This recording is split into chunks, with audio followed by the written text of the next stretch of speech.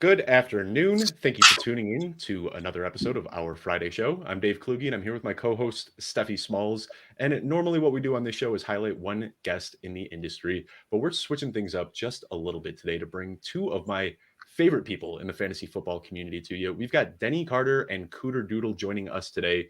So, Denny Carter, NBC Sports Edge analyst. If you want to introduce everybody, let them know where they can find you on Twitter, what you've got going on. I saw your incredible article about robust running back. You might want to take the opportunity to plug that right now. Of course, you would mention that. That's my latest for NBC Sports Edge, and you can find me if you so please at CD Carter 13. Although I think I tweeted. No, I know I tweeted earlier today. Please stop following me. But if you must, go ahead. And then we've got Cooterdoodle as well. And I wasn't sure, we've talked a lot. We've done some shows together in big groups and we talk all the time, but I wasn't sure the way to introduce you. I don't know if you want to go by Cooter or if it's just like Cooterdoodle, one word, or if it's Mrs. I don't Doodle. have I'm not answers. sure exactly. But if you want to let everyone know where they can find you on Twitter and if you've got anything going on, these petite pods that you've been doing are just absolutely crushing it right now. So if you want to talk a little bit about that, I'm sure everyone would love to hear about them. Yeah, you can find me at cooterdoodle on Twitter. I have a YouTube, but I don't think there's like a cool thing. You'll just have to look on my Twitter to find it with the petite pods. And then we are doing a little charity league called Weenus Together, like a Weenus, one of these. Weenus Together. And the scoring is going to be kind of crazy. They have like big bonuses for fumbles and interceptions thrown and kicks missed. So stuff like that, but it's a good little charity league. So that's about it. Can I just say real quick, the fact that you don't go by any recognizable name, that you go by Cooterdoodle. I don't know your name. I've worked with you. I don't know your name. You're like Prince. I guess. I mean, some people know my name, but I don't. I've worked with you, and I don't. And that's great. The kids, what the kids would call that? The kids would call that baller. I think that's a good description. Okay, all right. But if a boomer calls me a baller, is it real? Like, I don't know. I don't know what that means. I think the only reason I know your name is because I had to fulfill a merchandise order for you once, and I saw it and I was like, "Who is this?" Oh, yeah, she has a real name. I think someone name dropped too at some point, and then we only know your first name. Like, yeah. Oh yeah. But he knows everything. He knows where I live. So if I go missing, Dave's the culprit. And then last but not least, we've got somebody who goes by also a different name every time she's on the show. Sometimes it's Stephie, sometimes it's her Twitter handle, and today she's just coming out as Smalls. So Steph, why don't you let everyone know where they can find you and what you're working on as well? So you guys find me at Stephie Smalls with 3 L's. I'm probably already on your timeline because I'm so annoying on Twitter, but it's funny because I was just having this conversation with my mom. Like, I actually hate when people call me Stephie. I hate that name.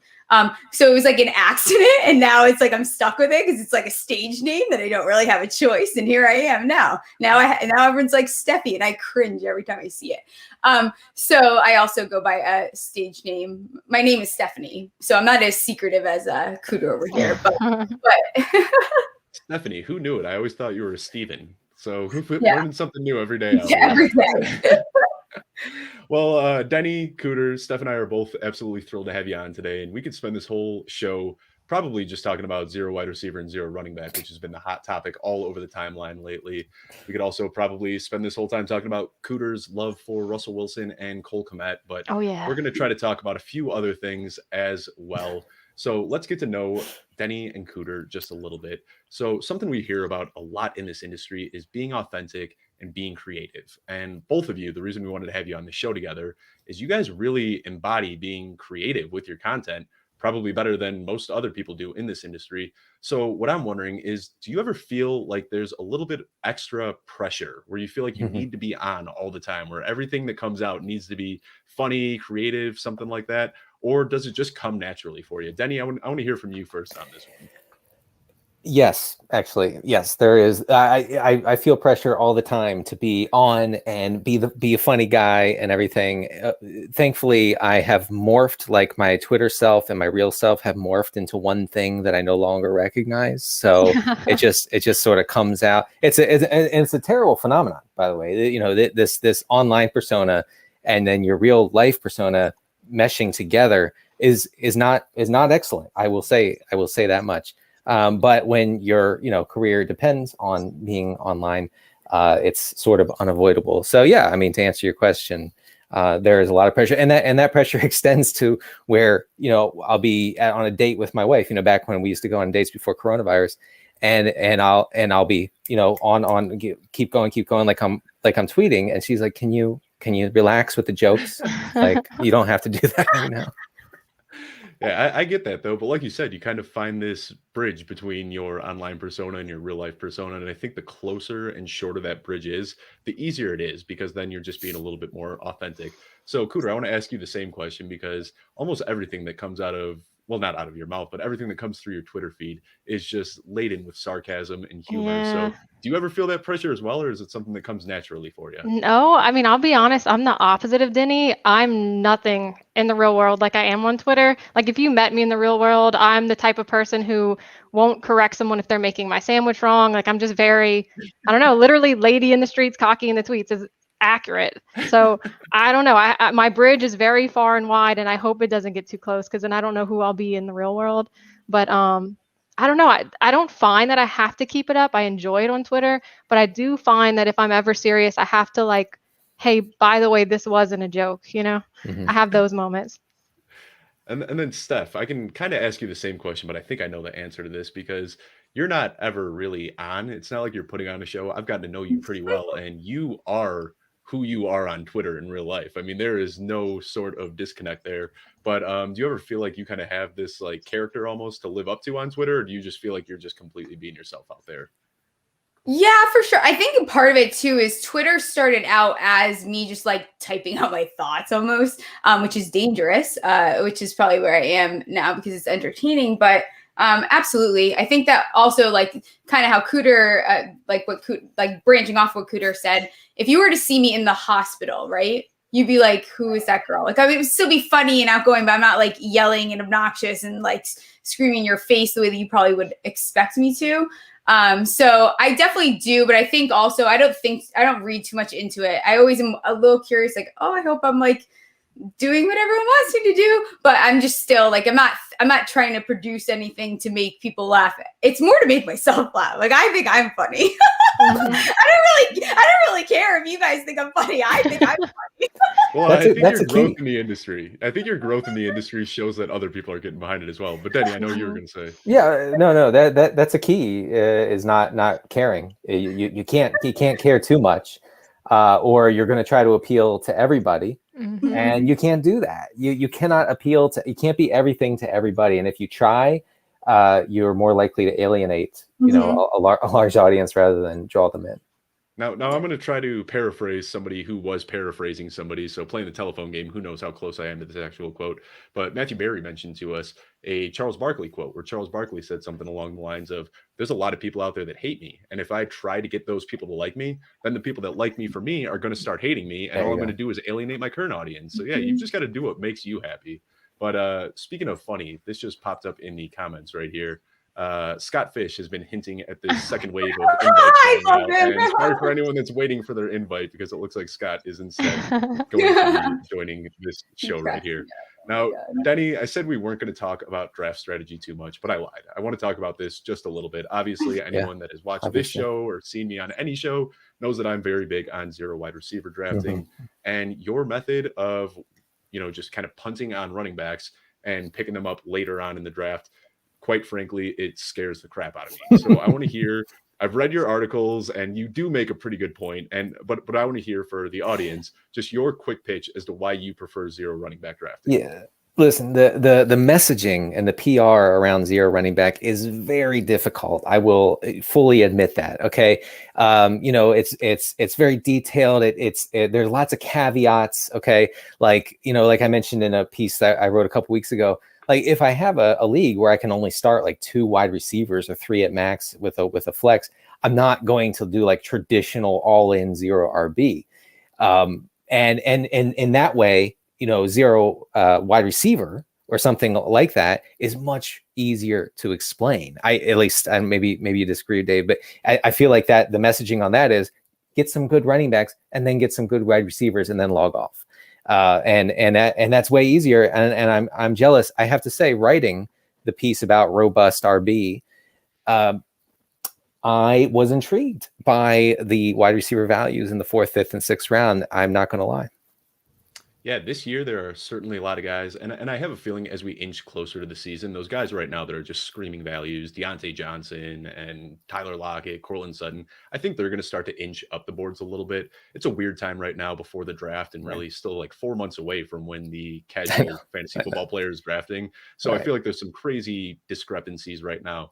But like I said, I did read your article and you made some really good points. Thank you. So let me just ask you, assuming that I'm getting sold on zero running back, which I'm not, but just pretending I am, who are some guys that you're targeting this year that are going in the late rounds that you think could put up that huge upside? Like last year we had Mike Davis and Tony Pollard and these guys that were week winners. Who are the guys this year that you could see doing that? Yeah, so my zero running back tiers basically highlight guys who would likely or would be guaranteed to fall into an every down role if the starter in their backfield went down or missed time for any reason. And that's the key. Like we don't necessarily key in on like pass catching running backs, although they can serve as like a bridge to before you can use the later round guys. I'm talking about guys like Nyheim Hines, Tariq Cohen, but the later round running backs, Mike Boone jumps out as a guy I'd pretty much want on every team. Madison, our founding father, Alexander Madison, is another guy. Tony Pollard to an extent, but it's a little rich, taking him in the 9th round. I don't know. I can't often make myself do that. Yeah. So I'm going to try it out. I do best ball drafts just about every single day. That's how I keep myself fresh. So I'll have a couple lineups out there that I'm going to try zero running back and see how it works. I'm open to trying just about anything if, rather than just pigeonhole myself into doing one thing consistently. So that's right. I'll convert you eventually. All right. I like to hear it. Now, Cooter, we're going to switch over to you for a minute. And I had to start with some football talk because this is obviously a fantasy football podcast, but you've got something that you're just as passionate about, and it is poop particles floating in the air. And this is something that I actually did some research on, and there are, in fact, bathrooms are just full of clouds of poop particles. So I want to give you the floor for a minute, just to give everyone a quick PSA about poop particles and what they can do to make their life better with living with them. True. So I just want to start off with, Dave said, is there anything you guys are passionate about? And I said Game of Thrones, season 8 sucked, all these things. And the one thing that he was like, oh, you said poop particles, we're talking about that one. So I just want to preface that I gave an array of topics, but this was something that I remember it was like midnight or like 1 a.m. in November. And I just was tweeting, I'm like, these things are real. So if you sleep naked, you're like a super spreader, right? And I kind of got some hate for it. So I don't know. I just feel like you got to believe in it. It's out there. It's how things travel, right? I don't know. I was more passionate about the fact that I can't believe some people don't believe in them. I mean, it's not like Santa Claus. It's not up for debate. They are floating around and you're inhaling them every single day. Right? Okay. Yeah, they're all over your money. You know how dirty money is? They're on your dog. They're all over your dog. Like, it's disgusting. Yeah, it's a thing. It's a real thing. It's a problem. So is there anything we can do to make our lives better, knowing that we have to live with poop particles? Or did you just ruin everybody's life and now that's just it? We know that we're covered in them. I don't know. In our sinuses and there's nothing we can do about it. Maybe that's what's keeping us. Maybe that's the people who didn't show symptoms for coronavirus. Maybe somehow they built up an immunity. I don't know. I have no clue. We'd have to do some studies, but there's something going on there. It's clearly not taking us down. So I don't know. I was very adamant, by the way, early in 2020 about wearing a mask over my butt at all times, and because of this. And I think, it didn't catch on, but I was trying to follow CDC guidelines as much as possible. I appreciate it because it isn't catching on. People don't want to talk about the serious issues anymore. I don't know why, but the media refuses to acknowledge it. I know. Go ahead, Dave. So once all of this is over, we can start a charity where everyone can, everyone's vaccinated. We don't have the need for masks. Everyone can donate their masks. We'll retrofit them to butts, and we will stop the spread. We'll do. Great. So that's our plan. I think we're on to something here. All right. Well, we have lost about 35 viewers just in the time that we were talking about poop particles. So let's switch back over. But I do want to keep talking to you, Cooter. Something that, I don't want to say put you on the map because you the day you were on Twitter, it's just you instantly picked up hundreds of followers and everyone was like, who the heck is this person? And everyone wanted to be along for the ride. But something you did that kind of became a niche for you are these food videos that have this kind of nails on a chalkboard vibe to them. Cutting butter with a spoon, smearing peanut butter on your sandwiches with your hand, cutting a cigar right down the middle, things like that. So I assume that most of those videos are for the laughs. I don't think that you're really cooking in your house like that. But something that you're passionate about is that you pour your your milk before your cereal. Yeah, if I don't get it wrong. Right? Milk first, always. Yeah. So why? And I want to know. I didn't know this was something that people are passionate about, but why milk first? Well, so that was actually how all those videos came about, because we were in a chat, I think, with you and Troy and some other people talking about it, and no one believed me. So I made the first video talking about dynasty leagues or a trade or something, and I poured my milk in, and people got mad. And I was like, that was fun. They got really mad, so I just did more. But I don't know. I guess as a kid, it was always like, you don't want to have soggy cereal, and I would just kind of sprinkle some on top and then put a little more. So you always go milk first, put the milk away, and just bring the box with you to the table. I thought that was what people did, and apparently it's not. So weird. Now, Denny, do you have any sort of stance on the cereal before the milk debate? It should be a federally, a law against this. I think, God. Congress needs to take action immediately right now, an emergency session to pass a law that says you have to put the damn cereal in. Yes, forget it. We're off the poop particle. We're into cereal, and we're saying no. We're saying this model of pouring cereal is illegitimate and cannot be allowed. What is I don't get it. There is an exception to my rule, Captain Crunch, because that one hurts. So you kind of want do want a little salt, right? Weirder. Yeah, that one can be an exception. It does. You're right, though. It will wreck the roof of your mouth. Yeah, and so that one, for safety reasons, never milk first. But anything else, yeah. They should have a disclaimer like on the box. They should. Pour the cereal after the milk. Let soak for 5 minutes. Enjoy. I'm telling just to you. make sure that the roofs of mouths are safe out here. So I want to ask how you found this industry, Cooter, because you really popped up out of nowhere, and it was Mike, who I see in the chat right now. Mike was the one that kind of shared. He said, "Hey, I just found this account, cooterdoodle. Everybody follow her," and then everybody, sure enough, started following you, and you carved out a niche and found yourself a following pretty quickly. But I'm wondering, how did you end up in the fantasy football community on Twitter? Well, so Twitter, I joined because of quarantine, just being a mom stuck in the house. And I really owe it all to my friend Rob at It's Just Ego, because he hooked me up with Him and Her Sports for like joining a league. They were doing a girls league and they needed one or two more. That's how I met Linda through that league, and we became friends. And I guess over time, I just felt like now I had a reason to interact with these people, and it just went from there. Nice. Well, you are more than welcome here. I mean, we all absolutely love having you. You are just a shining light in this community. Nothing but fun and creativity, which is what this whole industry needs. Now, Denny, we'll switch back over to you real quickly, because I do have a question for you. A lot of people that are in this industry right now are fans that, started producing content, kind of found their niche in the industry, and then became a content creator. But you actually majored in journalism. I saw University of Maryland. And I'm just wondering, was it always the plan for you to get into sports writing? Like when you were in college, did you have dreams to be a sports writer? Or I just want to hear how you ended up here as well. All right. Yeah. Well, here's a secret. Every single man who enters journalism wants to be a sports writer. I mean, that's my experience at Maryland. I mean, every dude wanted to come in, get their 4-year degree, and instantly become a columnist for the Washington Post. It doesn't work that way. I mean, you have to like grind away for 20 years before you get a column. And, so yes, to answer your question, I did want to be a sports reporter. And I did things like cover high school sports in the greater Maryland, Virginia area. And really, I enjoyed it to an extent. It was tough to keep stats and stuff. I mean, no one is keeping stats, so you have to do it yourself while you're watching. Like, oh, RBI for this guy, who's that kid? So that it was difficult, but I was passionate about it.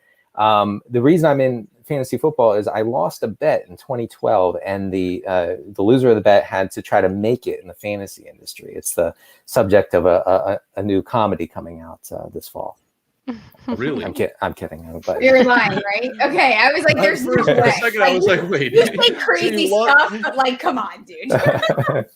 So really though, how is it that you found? Obviously, you know, the barrier of entry to be in fantasy is a little bit lower, just because there's so many people out there doing it. If you want to, you know, be a beat reporter for a team, you've got to put in that time. But so what was it with fantasy? I started writing a column for my home league, and can anyone else hear that echo? I just started hearing it. Yeah. Yeah, I can hear that a bit. I don't hear it, which makes me think it's me. Double Denny. I'll do. Oh, that's better. That's better. Yep, okay, I started writing a weekly column for my home fantasy league, like with my brothers-in-law and friends, and I enjoyed analyzing their teams and my team and my mistakes, their mistakes, whatever, so much that I said, I'd like to do this, you know, for an audience, you know, and because why write anything if an audience can't see it immediately? That's a question I've always had. And so there was a site called The Fake Football, run by my friend Chet Gresham. And Chet was nice enough to give me a shot, and I became the streaming defense guy for about 2 seasons, where all I did was analyze and write about streaming defenses. And it's something, I don't know, you know, this is 8-9 years ago. I don't know if it still applies, but I've always been fond of new writers who try to find a very small niche, because, you know, if again, trying to be everything to everyone, you know, people have no reason to come to you if you try to adopt that model. But if you have a very small niche, kickers, that's another niche that I've tried to exploit. You know, and they'll come to you, they'll follow you, and start reading your stuff, and then you can slowly expand and say, I also know about other stuff. Yeah. So I want to ask Steph too, and I know some people have heard this story before, but Steph, why don't you tell everyone kind of how you found the industry? Because you and I kind of popped up right around the same time. So why don't you kind of share your story about how you found this place? So the part where I took the semester off from med school and decided I was going to talk football for the rest of my life if it works out, that part. So kind of like Cooter, I was bored during quarantine. I was going to medical school in the Caribbean, and we had to move back home because Trump said he was going to shut the borders, and it was super scary, and we thought we were going to get back. So, you know, I came back to America in, what was it, like March last year, and then just being a normal football fan, fantasy fan for years of my life was like, you know what? Let me re-download that Twitter app so I can complain about the drafts.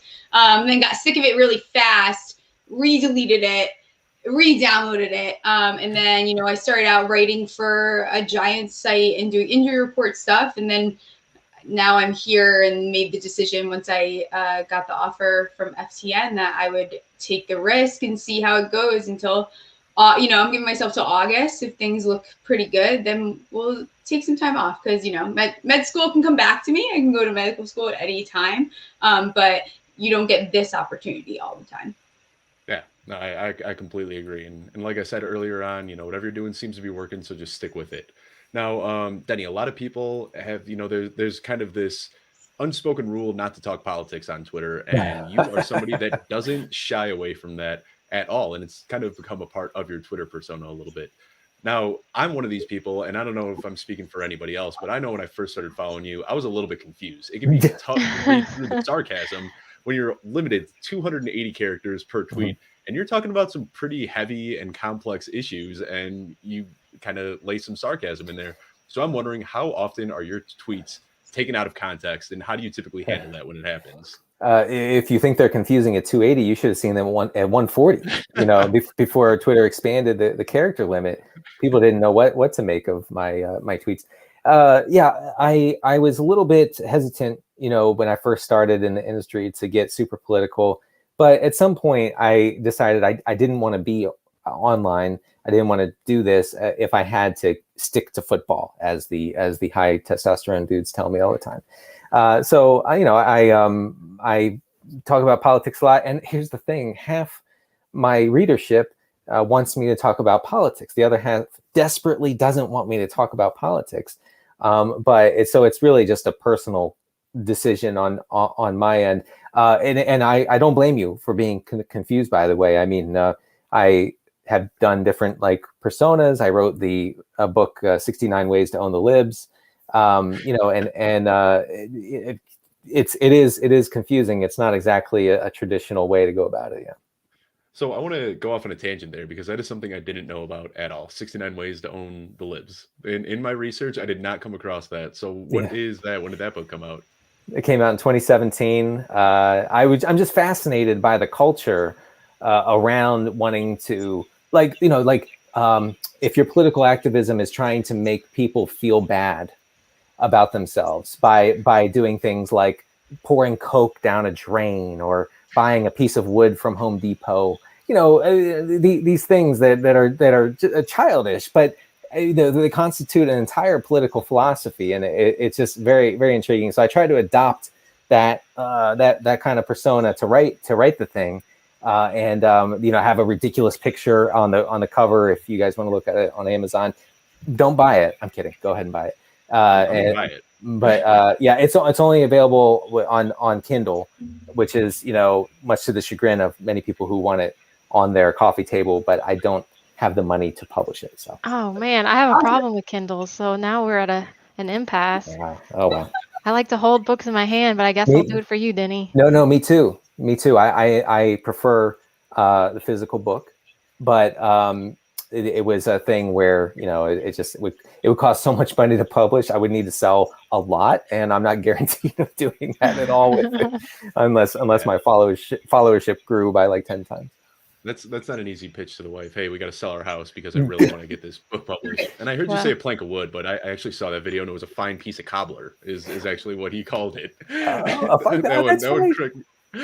was a good one. I got a laugh out of that. So before Dave goes into his next question, though, I will interject and say this is impressive, Denny. Like, Dave is a total creep when it comes to guests coming on the show, and the fact that he didn't find that on you is like, you deserve something. Like, we owe you something. I don't know what, but I owe you something. I don't know what it is, but like his ability to creep on people and get like everything out about them is impressive. I applaud him. So the fact that he didn't find that is pretty impressive. You're right. I mean, the fact he knew where I went to school. I forgot where I went to school, so it was good job. I also know that you minored in sociology. Wow. I want to talk about that just a little bit as well. So what I'm wondering is if your minor in sociology plays a role in your Twitter persona, because obviously you're somebody who understands how to deal with mass groups of people probably better than the layman. So is that something that you think helps you a little bit as well, and is probably the reason behind some of the politics in your persona? People are going to call me a simp for this, and that's okay, because I think simp is one of the funniest insults online. The sociology of gender course that I took as a freshman or a sophomore at Maryland was the best, most eye-opening course I ever took in school, and it kind of sent me down a path where I thought I was going to major in sociology, but I didn't. I majored in journalism, like you said. But I took a ton of sociology courses, some of which I didn't even need to graduate. So I'm sorry, Mom and Dad, for wasting your money on that. But it is something I was and am passionate about. Yeah, I mean it's very fascinating stuff.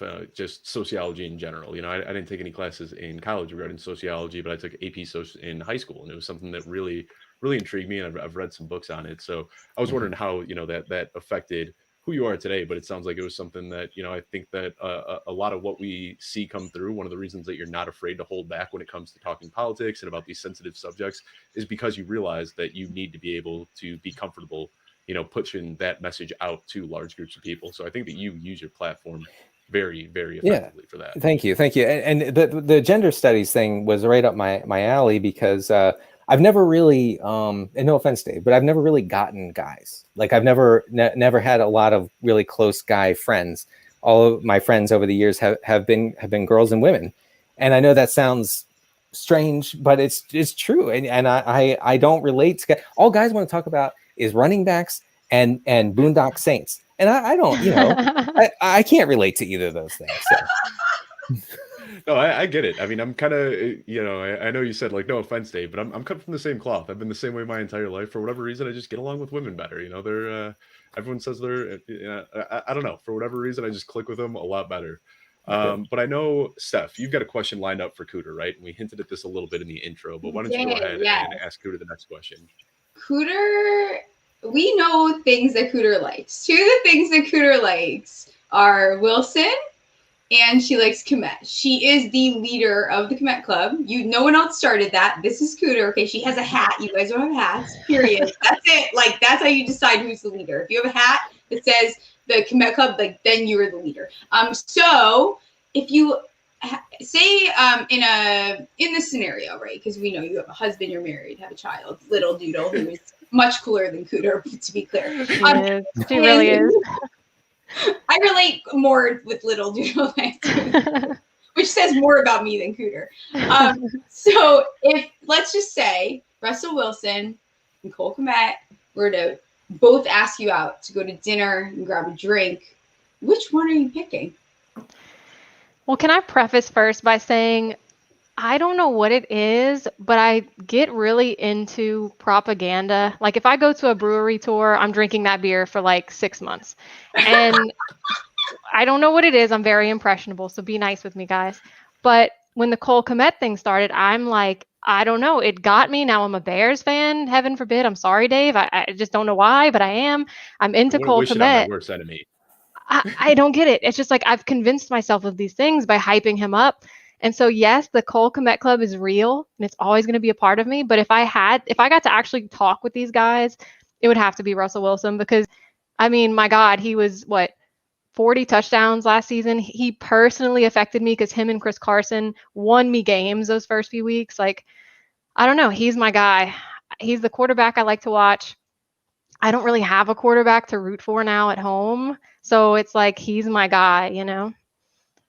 For anyone that is new to following Cooter, wasn't around during the regular season, just be prepared. Anytime Russell Wilson throws a touchdown pass, does anything, just shirtless pictures will be spamming your time. Oh, I don't do that. It's so funny though, because I came into the picture like definitely a little bit after Dave, and the first thing that I noticed about Cooter Doodle was, holy crap, that's a hilarious handle. Like it says Cooter on your handle. Like we're all just ignoring it. And like, that's cool. Like I got it, right. But like, it's literally Cooter. Like you would expect my handle to be Cooter, like, right? Like I didn't think people would be paying attention to me. It was a gamer tag from when I was like 16. But then like I see her, her banner, and it's something about, what was it, Russell? It's Russell Wilson was in your banner. Oh yeah, of course. And that's the first two things I noticed was, okay, this girl's handle is Cooter, and then she loves Russell Wilson. It took me weeks into the season to realize you were actually a Saints fan. Oh yeah. Well, see, the Saints, it's one of those things. I'm very wishy-washy. I'll be mad at them, and then I love them. So that's just one of those things. But Russell Wilson can do no harm. Josh Allen can do no harm, and Cole Kmet, I'm rooting for all the way. Like I said, I buy in pretty hard. So you would want to talk with Russell Wilson? Yeah. He seems so boring. Yeah. I would love for Sierra to come over. I think that dynamic's very interesting. Do you want Sierra or do you want Russell? I want Russell Wilson, but like the fact that he got her, he can't be boring, She has all the boys from her milkshake and she chose him. Like there's something going on, right? He's got to be interesting. My guess, and this is just my theory, is that she was with Future. She had the bad boy, and then she just went to like the complete opposite, like just the most vanilla, bland. It was time for a family, obviously. Yeah. Right. I think quarterbacks generally are extremely boring and uninteresting people. They just naturally, I think that. All they talk about is their teammates and God, and that's it. Those are the two things. And I love that for them. But give me a tight end very quickly. It's cool. It's such a great point, Denny, and something. I've never thought about that, but I can't think of like a single quarterback. Maybe going back to like Broadway Joe because he was drunk all the time. But like, when's the last time you've seen a quarterback with a big personality? Exactly. I mean, Aaron Rodgers comes close, but I mean, I guess he's the only one who's gonna whine like a baby every time something goes wrong. Someone's at my door. I'll be right back. Okay. But yeah, I think the nature of the position means that they can't have too much personality, and they have to be like very field general in the way that they conduct themselves. It's so funny because I just watched. I actually watch it way too many times, but I watched the 2007 a day, whatever that football life thing is with the Giants. Like I literally watch it a couple times a week. And Michael Strahan makes fun of Eli because, and I posted the other day, he makes fun of him because he never shows any kind of emotion. Like you don't know what's going on. You're like, hey Eli, and he's like, So like just doesn't care. Like nothing is going on. But it's so funny because you're seeing him now though in retirement, like showing his personality. So I think it's like they have to take on that mold a little bit and be that leader where they like can't be phased by anything. Yeah, we got Scott in the chat making a good point here. Cam Newton, he seems to embody some type of personality. And then the other guy I'm thinking of is Johnny Manziel, who had this big, larger-than-life personality and just crashed and burned almost immediately. I just saw a show that I just watched a show that he did, and it was brutal to sit through. I mean, he starts off comes off as somewhat humble for the first few minutes, and then as the drinks are flowing and he's smoking blunts during this interview, and he just starts acting weird and cocky, and it was just. He said one line where he goes, if anybody else was in my situation, they'd have done the same exact thing. It's like, no, there have been a lot of other guys who have been drafted into the NFL and haven't done what you did. Would they have? I mean, you remember in the preseason? So I knew he was done. I knew he was toast when in the preseason they're playing Washington, and he did something, and he gives the finger to the Washington sideline. Yep. And I thought if you are that easily baited. You're finished. Like mentally, you have no chance. You might as well retire today. You have no chance. And he ended up being one of the biggest busts of all time. I mean, that's not much to say. I don't watch college. Was he like that in college at all? Was that signs? Okay. Oh, I didn't know. Yeah, he was a total jerk his entire college career. For him, like it couldn't be more on brand. Like nothing was shocking about that middle finger game. Like that was like, okay, here we go. He called himself Money Manziel, and he was just one of the cockiest people ever. Wow. And I think the big thing, he came from a very wealthy family, and a lot of people have said this before, but he just had this safety net. A lot of other people are out there, they're hungry, they're trying to make a career, and regardless of what happened to him in his NFL career, he was still going to have money. He was still going to have a family to take care of him. So he just didn't really have that to push him. But the reason I did watch this show on Johnny Manziel, I was on the Football Guys website and I clicked on a dead link. And what it is, it's a picture of Manziel on draft night shaking hands with Goodell. And it said, well, that didn't go well, 404. So I thought that was a hilarious 404 page, one of the better ones I've ever seen. But Denny, back to you a little bit, because we talked about it when you were in college as a journalism major. You wanted to be in sports just like everybody else. But, you mentioned in the show that you always kind of, you make jokes about your low T all the time, which are hilarious. You talk about how, you were hanging out with women more growing up. So what was it about sports that kind of drew you in, even though that doesn't sound like it would really fit the mold? Right. Yeah, right. Traditionally, it wouldn't.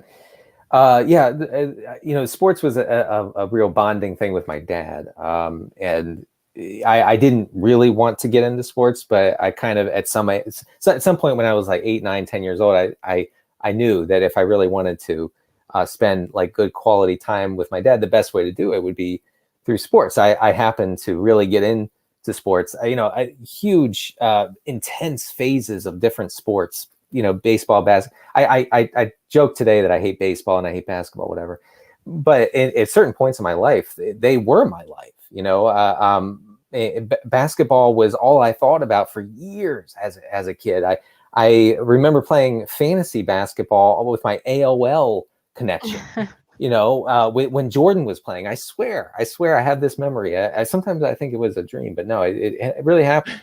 And I played high school basketball, played high school baseball. We didn't have a football team, but I wouldn't have played anyway. Maybe I would have been the kicker.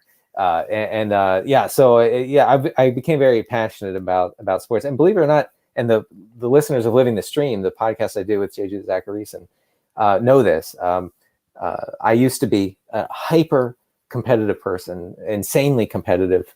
Not so much anymore. I think, having a family, having kids kind of brings some perspective that winning and losing means nothing. But I used to be out of my mind competitive wise. So. Yeah. And I think that's something a lot of people can probably relate to. I know I can for sure. Like I didn't really know what was happening in football when I was a little kid, but I knew that my dad was watching football all day on Sunday, and I just wanted to sit there on the couch with him and watch football. And the same thing, it was on the family computer. That was when I got my first fantasy football league ever. And it was a little bit later than that, but I had Donovan McNabb and Tony Gonzalez and Randy Moss on my team, and won my dad's league that he had put together with him and his work buddies. I came in year one, won the league. He kicked me out, and I was never invited back in. Wow. Yeah, he accused me of cheating because I built a good team. Talk about hyper competitive there. Yeah, it really is. So I want to ask both of you this question because you obviously just did the Petite Pod together a few days ago, which dropped and was hilarious. But you guys had collaborated a little bit before then. So I'm wondering how that connection started. Who reached out to who? How did you guys decide? Because it seems like a just match made in heaven for you two to be collaborating on some sort of comedy fantasy football content. I mean, it was just one of those things where we had kind of interacted through tweets, and I was getting a COVID shot, and I'm like, hey, this might be funny. Reached out in his DM, and he didn't ignore me, and he said, yeah. And I'm like, that's cool. So yeah, I mean, it's that simple. I don't know from your perspective, but I mean, yeah, that's how it felt for me. Right. Well, you had sent me the letters in the mail, and I wasn't answering. That's true. I'm kidding. But I thought maybe they got lost because nowadays they're not making money, and it's you don't know about the USPS, and the DeJoy guy. It's confusing. And I'm glad you did. I'm glad you reached out because I'm always wanting to team up with other very funny people in the industry. I've worked a lot with Pete Overzet, who maybe is the funniest guy in the industry. We've done Fantasy Mensa for many years, so I'm always up for a new collaboration. And you've been in the industry for a while. And speaking of collaboration, I'm wondering, do you have any of these accounts? There's the bald Denny Carter and there's the thinning haired Denny Carter. How did these pop up? I mean, none of these are you, right? I know a lot of people have accused you of having these burner accounts, but these are all just people, right? No one's got time for that. Who's got time to run 15 parody accounts of themselves? Honestly, you all should be frightened of me. I should be banished from the industry. I should be locked up if it comes to light that I'm running these parody accounts. I'm guessing it's a small number of people. I have maybe 30, maybe 35 parody accounts that I'm aware of. And I'm guessing they're run by the same 3 or 4 people, but no, I have nothing to do with them. And I saw, Cooterdoodle was interacting with them the other day. You said they invited me to a party. You had to go take a shower afterward because it's so weird. I get it. It's so funny because go ahead, Cooter. Oh, I was just going to say there are new ones because there's Meaty Carter just after you did that like Arby's thing the other day. Like there's just, it's the gift that keeps on giving. And it's so funny because I always had awesome interactions with Denny, like from the second that I got in the space, nothing, it was just funny, like just being 2 idiots like laughing about something dumb together. And then all of a sudden it got really serious at one point. And I was actually upset one time, like, what? Denny, what did I do? Like we were laughing last week. And then I realized that it was a burner, but it was a good burner because I didn't pick up on it at first. And I was really upset about it. And I was like, this is weird. Like, did I take the joke too far? And then I finally put 2 and 2 together because you had like replied on like a separate thing. And I'm like, hold up. This isn't adding up. And then I realized, but it's so funny because I've never seen anyone have as like the amount of burners that people have of you it's actually impressive. Like, I think we should call Guinness Book of World Records because it's actually crazy. They're everywhere, and I want to apologize on behalf of my children, my bastard children who have polluted fantasy Twitter, and I've told them, please don't embarrass me with new people. They're nice. They're nice. They are, but I mean, new people come in and they don't know. I had no idea. Yeah, Adam Rank, Adam Rank from NFL Network. No. Adam Rank has been very confused as of a couple years ago about why my parodies are in his mentions constantly. And he asked me, pretty much, what's up with this? And I said, I don't know. I don't have control over them. Trust me on this. Oh, God. And whoever is running these accounts follows you closely because I had never seen any of the parody accounts before. You and I connected. We started interacting a little bit on Twitter. And then like 2 days later, all of the parodies started popping up in my mentions like immediately. Like they saw that you and I had connected and then tweet notifications on for me. And whoever is out there, they're following. And they're smart too. They act like you. And then all of a sudden they start being a psychopath. And I'm like, what is happening? I will say that when they become too self-aware or when they try to make it their own account, like have their own personality come out in the account, I'm done. Like I'm absolutely finished with that because that's not what this is about. If you're creating a parody, you're trying to satirize me, and you don't. I'm not asking anybody to, but if you're going to do it, stick right to that. yeah, stick to satire, but don't become your own person. I had one of them morph into like some sort of political account, and he would try to argue with me on politics, and I would say, I refuse to engage in a political discussion with one of my parody accounts. I won't do it. So one other thing I want to ask you about before we get to our last question here, I feel like I missed the ball somewhere along the way. I saw the promotion for the Meat Mountain stream, and I watched it. I tuned in. What led up to that? And if you just want to give everyone a little bit of background on, what you did and what led up to that, I want to hear the full story. I guess, if I passed away tomorrow, I would be known as the Meat Mountain guy. I think so, yeah. And yeah, so I lost a bet where I said if I get 420 retweets, I would eat a Meat Mountain, and it happened immediately. I mean, it happened within 3 minutes because Sigmund Bloom, Charles McDonald, and a couple of other very large accounts retweeted it to own me, and they did. Well, I've never been owned, but it was close. It was close, and so I had, it went. I think I got 600, 700 retweets, maybe more. Anyway, so I had to go ahead and eat the Meat Mountain. I thought that I had done a pretty good job on it. It took me 15 minutes to eat it. But my colleague at NBC Sports Edge, John Daigle, he ate a Meat Mountain on air in 4 minutes. Oh no. That makes my stomach hurt. Yeah. It made his stomach hurt too, actually. Yeah. That's how you get the meat sweats. After that?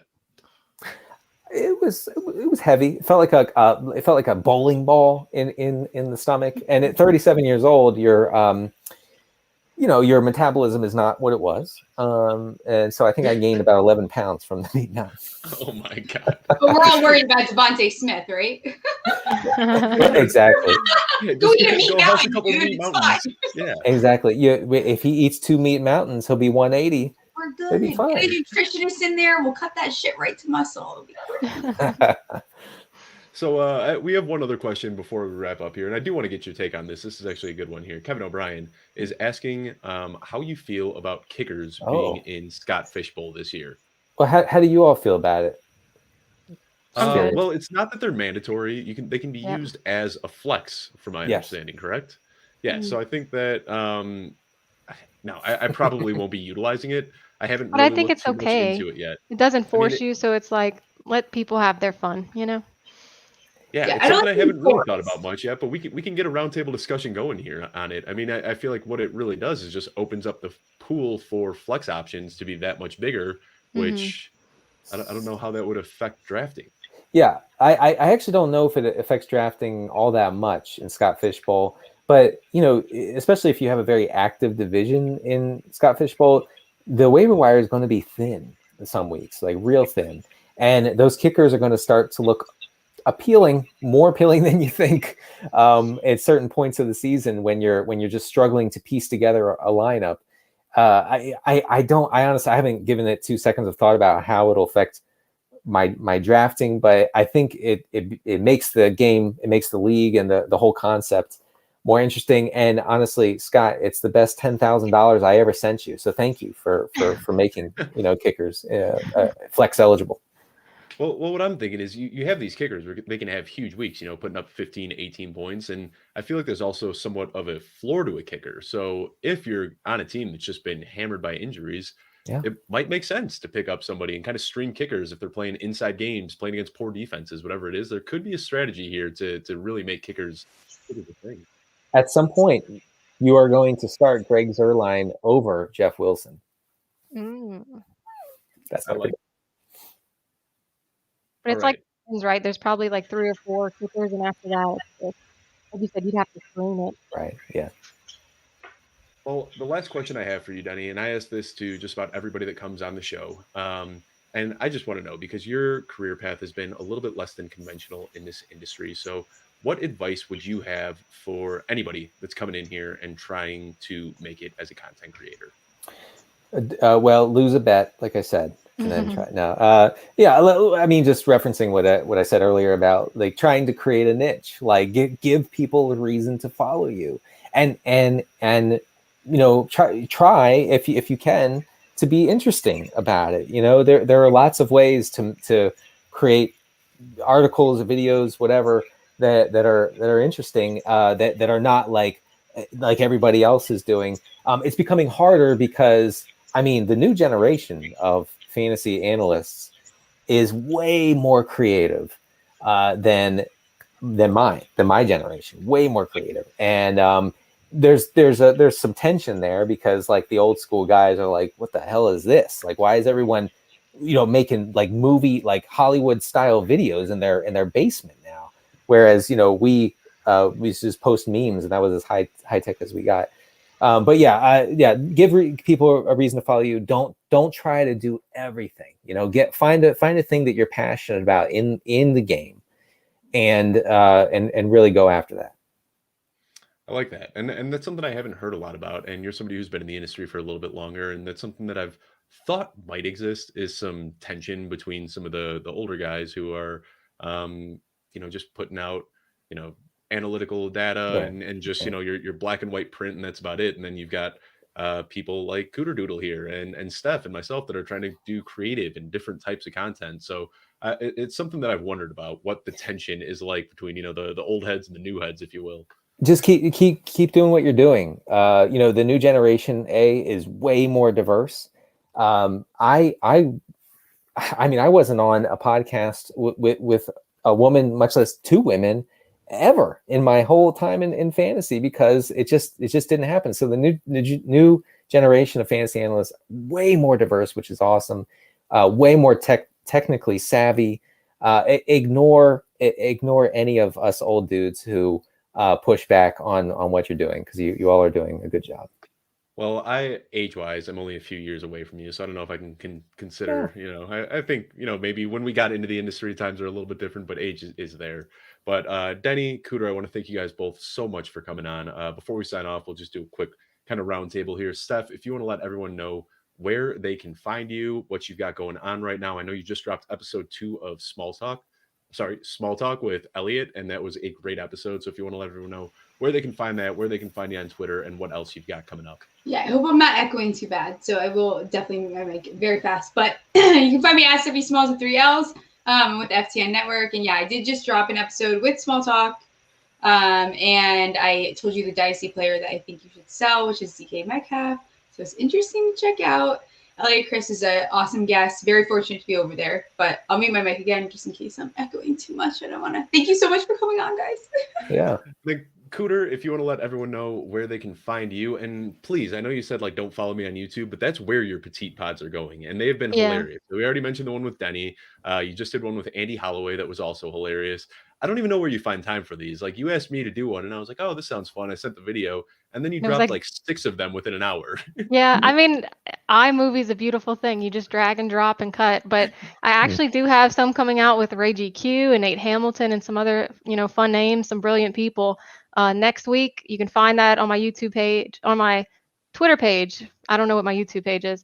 And then just follow me at cooterdoodle. Oh, and weenustogether.com for that charity league. Yeah, make sure to keep your weenus moisturized every day after the shower. Just load it on thick. Are we allowed to say that? Your weenus moisterized? I don't know. It's one of the things that come out of my mouth on a show. For sure. Yeah, I feel like you might be canceled. I'm sorry in advance. Wouldn't be the first time someone's tried. Denny, if you want to let everyone know where you can be found, what you've got going on, the new robust running back strategy that you've been trying out. Right. Yeah, experimenting. Piece, right? We're experimenting like college. So I did have a question though about the word weenus. Was that a band in the early 2000s? Oh no, it was called Wheatus. Ween and Primus. Yeah. Well, yeah. Wheatus had a radio hit when I was young. That's the thing that came to. Yeah, so I recently wrote a robust RB article for NBC Sports Edge. You can check it out there. I've written a lot of strategy pieces. John Daigle, my colleague there, said, I credit you, for everybody else is talking about draft stuff and you refuse to talk about draft stuff. And I do refuse to talk about draft stuff. And so I stick to strategy mostly, but in the article I talk about like the concept of robustness, which I find very interesting. And then the other concept of anti-fragility and how that applies to zero RB. So those things interest me. And I guess that would be one more thing. I have a suggestion for up and coming folks is do what interests you and nothing else. Yeah, and I agree. I'm the same way. I just avoid the draft talk. You know, I can talk about some team needs and who needs to go where, but I feel like that is the most critical thing in this industry that I've noticed. Like you put out any sort of rookie rankings or a mock draft or anything like that, and you are just opening yourself up to criticism from everybody. So I have noticed that, and I said, you know what? And I kind of did the same thing as you. I put out a draft strategy piece last week, and I said, I'll let everyone else talk about the NFL draft. I'm going to stick to my bread and butter and what I know well. Listen, I read it. I thought it was good. You had some good points, even though we are ideologically opposed. You had some good points. Hey, and I'd say the same thing about your zero running back. Like I said, it piqued my interest enough to give it a shot in a few best ball leagues. So, can't say that I'm totally off. And Wheatus, teenage dirtbag. Just I was gonna say I thought that's what it was, but I didn't want to be wrong. I thought that's what it was. Teenage dirtbag, yes, that is by Wheatus. So, but this is Weenus, WENIS, Weenus together. Check it out. I've already signed up, and I am hoping that I'll get the invitation this year. Cooter just out here, like I said, being as creative as possible and always trying to find new ways to approach her audience. But anyway, thank you guys so much for coming on. The show was an absolute blast. I'm Dave Kluge. Steph is gone, but thank you for tuning into our show. Have a good one, everyone.